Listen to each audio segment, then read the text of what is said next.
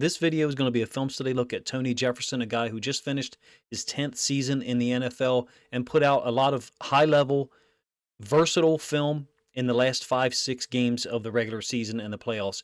It was very reminiscent of a current Raven, in fact, in terms of what he was able to do in the latter third of the year, the variety of ways that he impacted the game, I believe while playing at the age of 32, turned into a real versatile chess piece for the Chargers defense, particularly late in the year, as I said. They had some very interesting sub patterns, some of which I don't really have a complete handle on, to be honest with you. But I do know this. Up to week 13, Tony Jefferson had played 7 snaps on defense. And then suddenly he was out there a ton. One game, 100% of snaps. Another game, I think 64%. 2 or 3 others in the 55, 58% range. So he was trusted. The coaching staff believed in him. And then when he got out there, he performed with the confidence and the awareness of a 10-year veteran, somebody who's seen it all before and done it all. But also the closing speed and the tackling in open field of a young safety. I think it's going to come through when you guys see the film. I think it's one of the more unique stories in the NFL in 2024, at least one of the more interesting under-the-radar stories, let's put it that way. He didn't play in 2023. He had a role in the Ravens front office scouting department, I believe. I'm not sure the exact focus. And then he came out of retirement and played extremely well, which is the reason why I'm doing this film study video. I first became aware of his play with the Chargers in the preseason, and I am going to show 3 plays from that game, which was pretty unbelievable. But if you fast forward 3 or 4 months, he finished, I believe, as the highest graded defender by PFF in the wild card round. Of course, the Chargers lost that game to the Texans. They were eliminated in Jim Harbaugh's first year in Los Angeles. I don't know what the Chargers' plans are for Tony Jefferson. But if you watch the film, let's do it this way. You watch the film and let me know what you think if you get through the entirety of the video. For myself, after studying the games against specifically the Broncos, Falcons, Patriots, Raiders, and then the Texans, if you just watch the player and don't prejudge based on age, you want him on your team, especially in a system like this one in LA, where basically him and Derwin James are chess pieces that can be used in anywhere on the field. They're definitely making checks and coverage calls together when they're in, especially in a dime, what I would call a dime personnel grouping. Very versatile player in 2024, prepared for every alignment and post-snap assignment.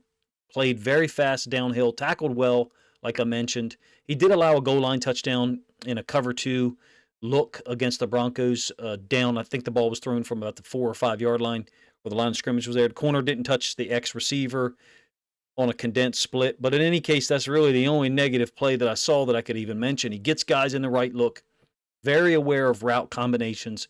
And the one thing that stuck out to me, and you'll hear me say this multiple times, he takes routes away. He gets in position post-snap such that the quarterback's first read is often taken away and he has to go elsewhere. And while doing so, also Tony Jefferson's not a guy who's just stuck on reading the quarterback like some DBs are. He's able to navigate between reading quarterback and pure zones to reading routes. Just a very interesting player to watch film of, hence the longer introduction for you guys. I enjoyed producing this one, and the more games I watched, I appreciated what he was able to do. I hope you do too. So let's get the film started here, and we do have to at least talk about what he was able to do in the preseason week 3 against Dallas for a moment. 14 tackles, I think 2 interceptions, the 1 sack that you just saw, a forced fumble on another play. I don't know if it was the type of effort where you're trying to make the team. All I know is it was spectacular. I did a video about it at the time. Week 3 of the preseason, what else do you get to focus on? And when you see someone pop up like this, especially someone who's as accomplished as Tony Jefferson, look, I don't know about you, but when he went undrafted out of Oklahoma, I was surprised. To see him perform at this level, albeit in the preseason, these stats don't count, for his career statistics. He's a guy who's got over 500 tackles, I think 8 forced fumbles in his career, 4 interceptions, almost 10 sacks. So he's impacted the game across the width and the depth of the field throughout his career. Those plays don't count, but it's one of the first things that I took note of because it was so impressive. Just the overall output. So the first aspect that I want to focus on with the film is him playing great in space and as a force player. Now, that's not the same thing as an edge defender. Your edge defenders in this particular defensive alignment are here and here. Jefferson will typically be spot shadowed for you pre-snap. Not only does he play really well in space on this film, but against blockers as well. Kind of like a little one-man screen out here. And this is a force defender, meaning he's forcing the ball to go back to the inside where his help is. You can see the edge defenders are, in fact, rushing the passer. It's one of the ways that we would describe it to people, new coaches, young players, the difference between being an edge defender and a force defender. Force, your job is not to rush the passer. Your job is to force the ball inside on a perimeter run play. And in this case, it's the physicality for me that sticks out.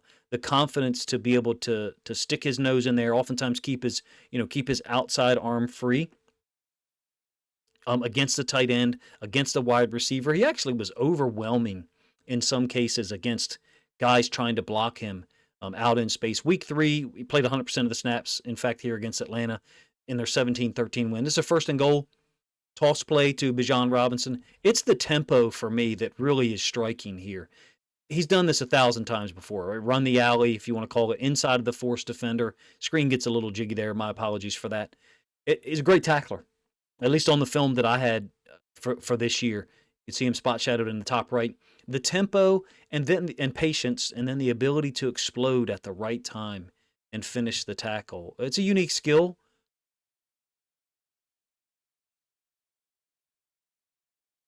Notice him tracking Bijan Robinson and basically stacking Robinson and then finishing the tackle in a manner that's low and respectful of the fact that Bijan Robinson is an incredible talent and someone who breaks a lot of tackles.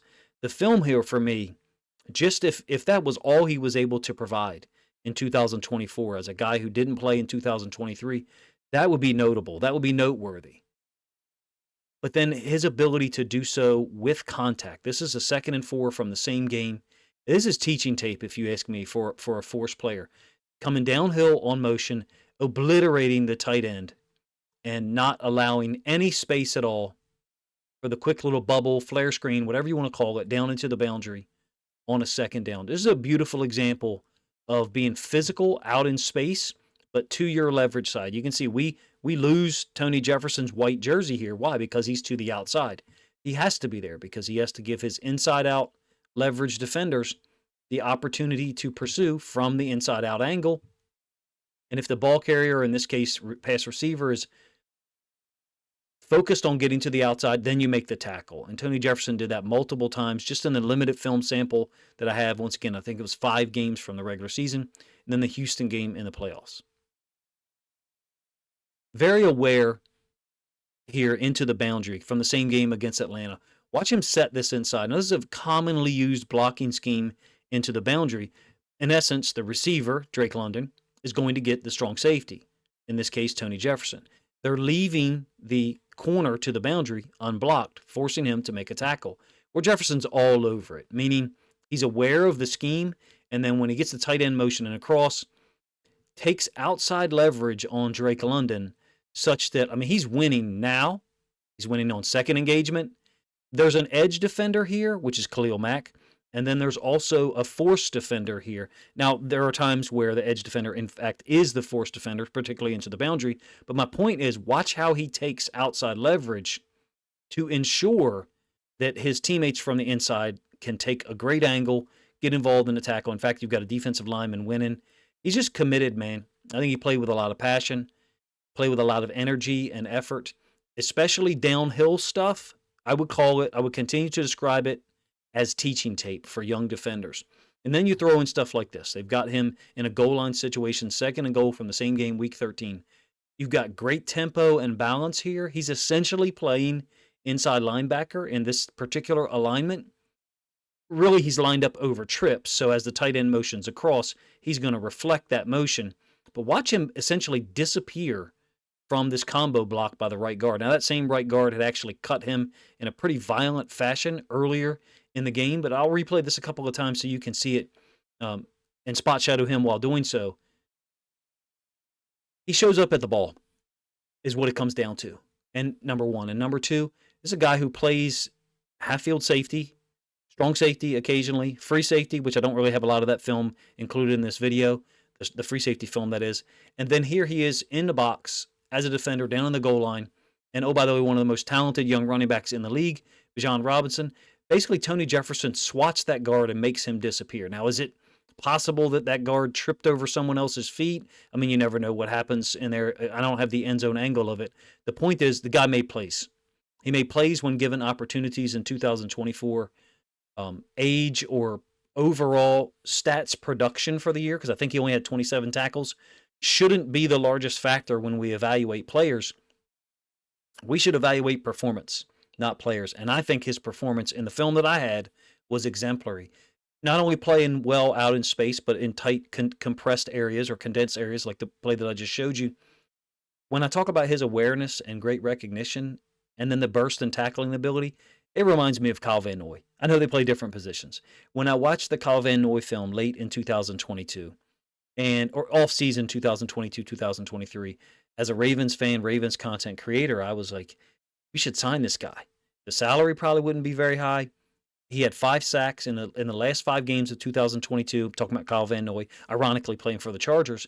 And to me, the film that we got out of Tony Jefferson late in 2024 harkens back to that same type of mentality. A veteran guy taking advantage of the opportunities that were out there, basically putting film out there for next season, showing teams, hey, I can still play.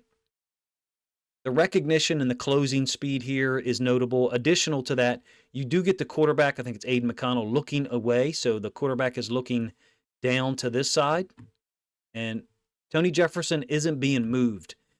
You shouldn't be, but depending on the coverage, it's easier to not get moved. But the point is, he's a guy that I think navigates the balance between looking at the quarterback and seeing the routes at the same time or at different times. Of course, you get credit for the tackle for a loss. It's a fourth quarter play. I get it.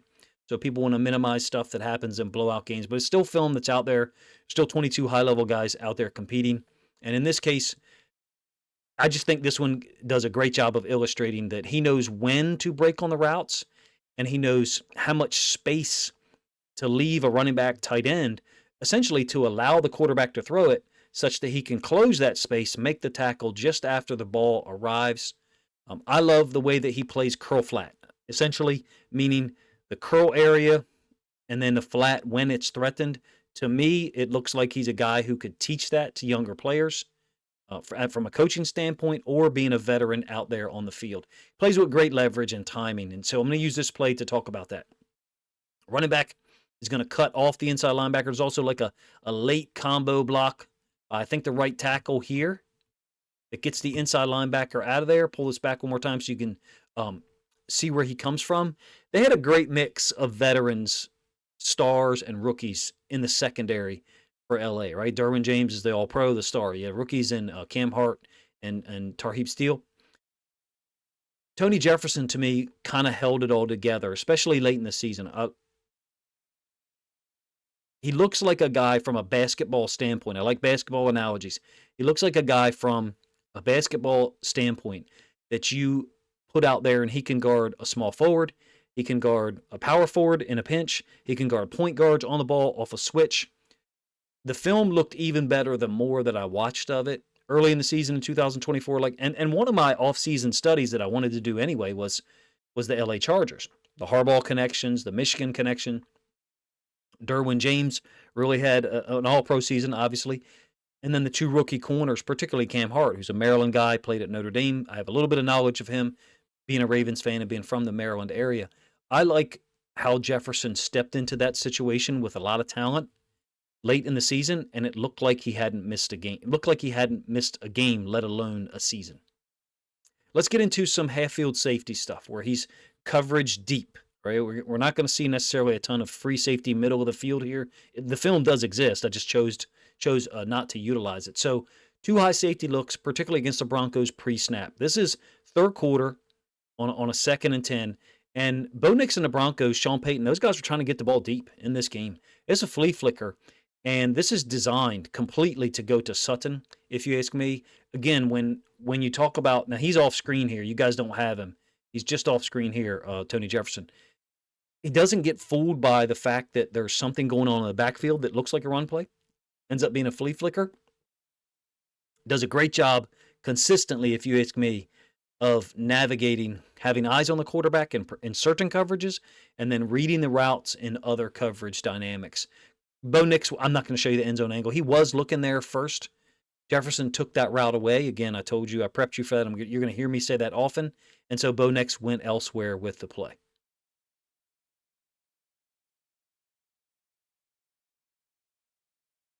Another too high safety look. The Chargers are going to blitz this nickel off the edge. And so they're going to essentially funnel routes to him. So these two receivers are going to end up in the same funnel. So the inside linebacker is inside out leverage. The corner kind of is outside in leverage, is a little bit gray or a little bit muddy there.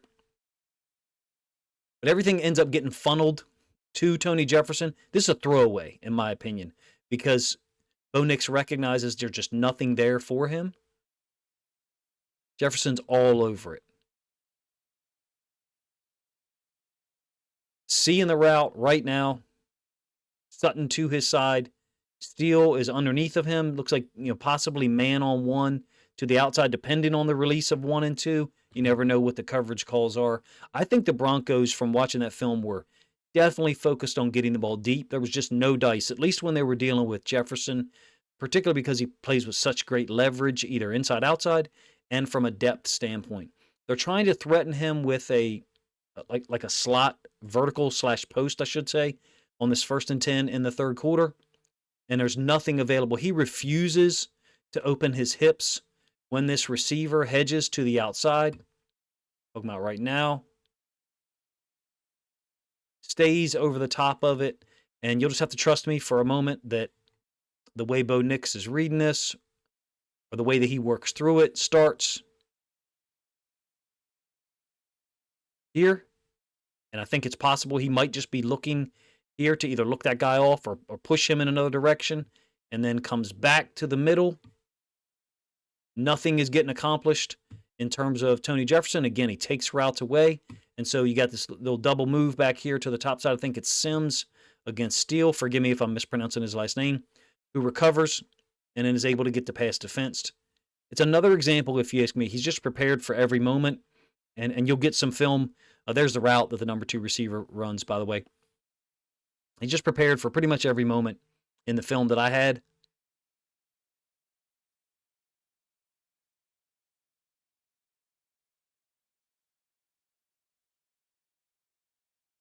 And after a brief period of time of the Broncos trying to get the ball deep in that game, I think they started to realize that it just wasn't anything available to them, particularly when Tony Jefferson was on the field.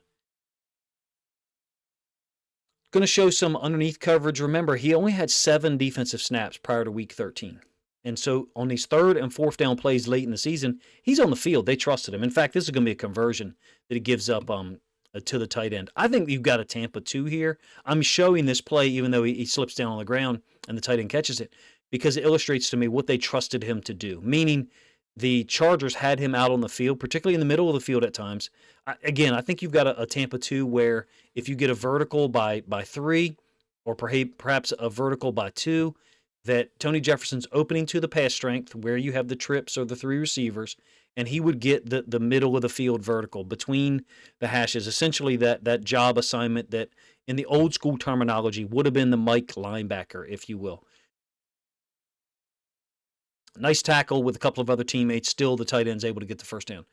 On a team that had Derwin James as a nickel safety, free safety, strong safety, whatever, Jefferson was able to provide even more versatility in 2024. And I think some of these plays I'm going to show you here throughout the rest of the video will kind of illustrate that. So a 3 safety look is something that the Chargers kind of majored in at times. And it really, I'm talking about a 3 safety look, not a 4-2-5. That's a nickel. That's traditional, really, defense at this point in the NFL. That's a traditional response to 11 personnel, in the NFL or high-level college football or even high school for that matter, is to have 3 safeties on the field in a 4-2-5 alignment. I'm talking about 3 safety look with dime. So there's the only inside linebacker on the field for the Chargers. And these guys are able to sift out routes and handle things extremely well. So there's the 3 under aspect. I would say it's a 3 deep, 3 under coverage, but they may have their own terminology or their own name that's obviously different from my own. But there's Tony Jefferson in the middle of the field, matched up with a receiver, absolutely blanketed. Bo Nix has got to go to the boundary side flats. Almost ends up being intercepted by Derwin James. On the break, you can see there's really nothing for the quarterback from a he's open standpoint. These guys play very connected defense. In the film that I watched, I'm not just impressed, obviously, by Tony Jefferson, but other guys. Big fan of Tony Jefferson coming out of college in the first place, and then second of all, once he moved to the Ravens as the second team in his NFL career, enjoyed watching his film even more. There's good coverage film all over the place for the Chargers in 2024. I do intend to do a video on Cam Hart, a rookie from Notre Dame, like I said, Maryland guy. Jefferson lived up to the standard of Derwin James, Cam Hayward, Tarheeb Steele, all of those guys. I think he should be signed in 2025. Like free agency, I think it's March 12th or something like that, whatever. If there's a team looking for, versatility, intelligence, depth, and real sustained athleticism, I think he's your guy.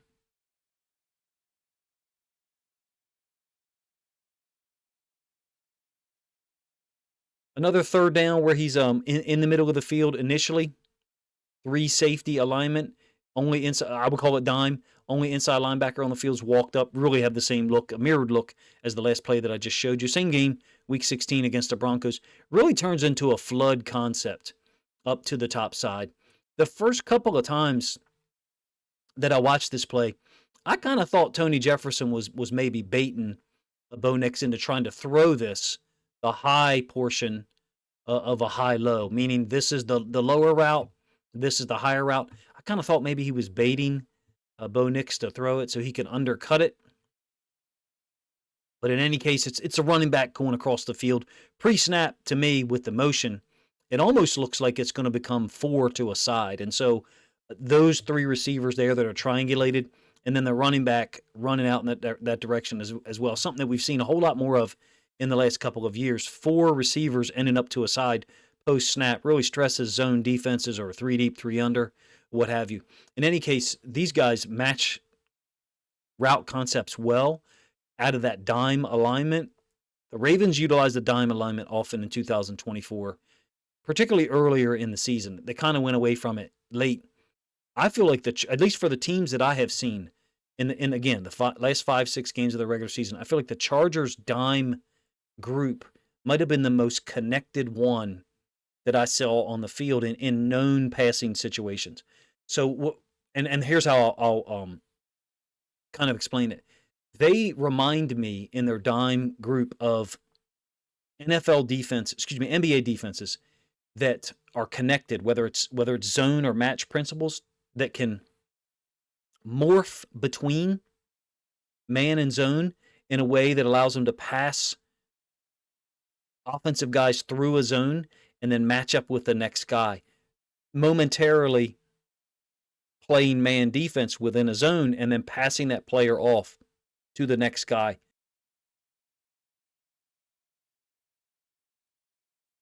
All right, so the last aspect that I want to cover is Tony Jefferson takes away routes, and he's not the only guy on the Chargers team that does it. First of all, you got him and Derwin James communicating here. James is going to take the tight end Kyle Pitts man, and I don't think Jefferson's a guesser. I think he's just prepared for the moment. Watch him break on this route by Drake London, such that Kirk Cousins has to throw the ball away from Tony Jefferson, who's breaking on it. And I mean, there's just no good option here. The initial route by Drake London has been absolutely taken away by Jefferson's break. I mean, the play here is to throw the fade to Kyle Pitts. Not saying that that's going to be open against Derwin James either, but there's the 2 routes, Pitts being the number 3 receiver, Drake London being the slot or the number 2. And because of Jefferson's awareness and recognition, the ball is still right here, and he's already on top of Drake London's route. The inside linebacker nearly benefits by getting an interception. When I said early in the video he takes away routes, that's what I mean. Essentially leaving the quarterback without his first and or second read and really has nowhere to go with the football and is forced into making a bad decision. And in fact, that dynamic was reflected in the game against Atlanta where Cousins threw 4 interceptions. Same situation here. Now, this is actually a completed pass on a second down, but it's to the backside away from Tony Jefferson. He's going to spin down here, and I would say a cover 3 onto the hash. Derwin James pushing out to the flats. These two defenders would be your other underneath droppers in a cover 3. Backside little dig in breaking route. Kirk Cousins comes back to it. Clean throw over the middle. So great. But the point is, watch Kirk Cousins as this develops. My apologies. I'm going to use a little bit more graphics to make things visually entertaining for people. If it's too much, let me know. Kirk Cousins is obviously looking over here to Drake London on a little, what I would call snag route by Drake London. Flat route here and probably a smash concept. That line may not be drawn totally accurately. Point is, Tony Jefferson's a guy that gets in the way of, in the window, disrupts a quarterback's initial read, initial flow, or option in the pass concept, makes him go somewhere else. And when you combine that with the pass rushers that they obviously have, it's a good setup. I think the Chargers should re-sign him. I think they will, but I have no idea the time frame on that. I think the Chargers should re-sign him. I think he looks like a guy that fits into their system well with their coaches and the players that are currently there in the secondary. If you were to just watch the player and not know that he was 32, in fact, just turned 33, I don't think that would be a concern. And these guys look extremely connected on defense. He fits in with that group really well. As a former Raven, I root for those guys, obviously, except for the games where they played the Baltimore Ravens. He, in fact, didn't play a defensive snap when the Ravens went out there and were able to win on the road later in the season. The very next week, I think, was Week 13 against Atlanta, and suddenly he's on the field 100% of the time. So it's an interesting dynamic there. In any case, you guys let me know what you think of the video, the plays that I chose to use to try to illustrate the foundational things that I think he does really well. Play out in space, play against the run or the pass, downhill, particularly against bubbles and toss concepts. Great angles, great tempo in getting to the ball. His deep coverage reps, particularly against the Broncos, I think speak for themselves. Probably deserve better explanations than I'm able to give. And then finally, his consistency in taking away the quarterback's first route, which I think is more important with each passing season in the NFL, to give pass rushers time to get to the quarterback and further disrupt their flow. I know I probably said it too many times, but that's a very important dynamic, I think, from a coverage standpoint. And I have no idea what his PFF grade was for the year. I hardly ever, in fact, quote PFF. I'm kind of ashamed that I did earlier in the video, but I think it was deserved for how well he played against the Texans, and really I think that reflects how well he played from Week 13 onward. I appreciate you guys' time.